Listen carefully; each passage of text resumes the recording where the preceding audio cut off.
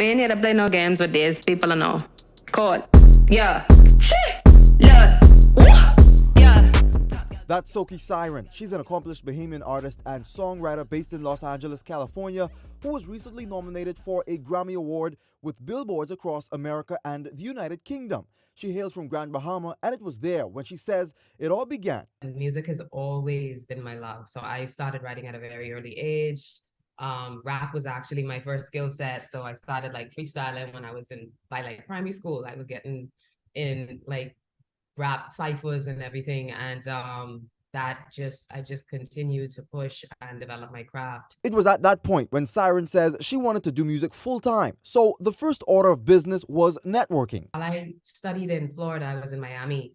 I also made it a point to get like internships in studios. So I used that opportunity. Once I was out of class, I really was in the studio until the sun was coming up. And then I would sleep in the parking lot sometimes just to catch my little rest, get ready, go to class, rinse and repeat. And I just hustled and got in a lot of different sessions. Eventually, what was meant to be a foot in the door for me as an artist became a full-fledged career in songwriting. What makes it easier for Siren to accomplish her goals is support from family. I dropped the bomb on the family and I was like, Mommy, okay, I got my education. I'm moving to LA to chase my dream.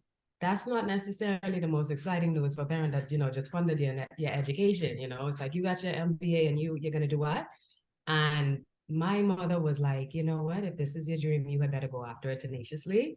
So I am just glad that I could show her that it panned out. Fast forward, that support eventually paid off as Siren and loved ones were able to witness the launch of her billboard in New York. The day of the billboard premiere, I asked her, I said, listen, I need you to come to a meeting with me. So she had no idea at all. And that was really what impacted me the most, because I remember being yay high telling her like, I can be on a billboard, and like these are all dreams you have when you're a young child, and it's just like these things seemed almost impossible to achieve. But then we were in Times Square that Friday morning. It was 30 degrees. It was ridiculous. And I just said, Mommy, come, let's go. And we got there. My shooter was there with the camera, and we turned around and the billboard went live. So that was a moment to remember. Her dreams coming to reality with the release of her single dubbed Lonely Hours. I'm excited about this because not only is this me obviously putting out the music that I want to put out, but it stands for a lot because I'm doing this independently.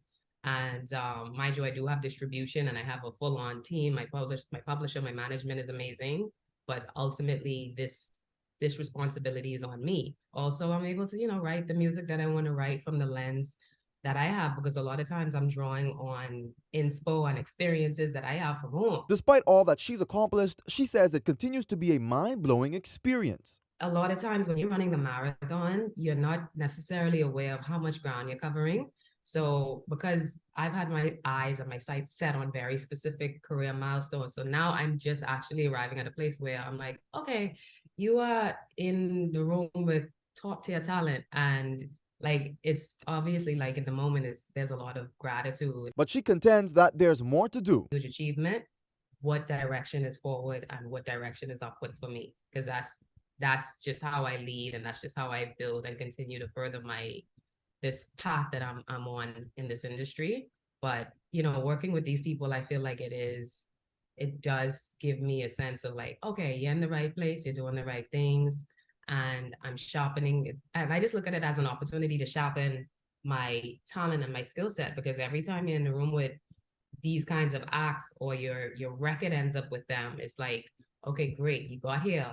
But now, like if this is 2023, I need to be coming up with 2027 melodies. And how do we do that? As one who has made major strides in the international music industry, here's her advice to local creatives seeking to do the same. When people don't let you in, when doors don't open, you don't worry about that. You find another way in, so tenacity is a big thing for me. Like if I get told no, I have to figure out X amount of ways to get around that. And I feel like that's the example that I want to leave behind as well.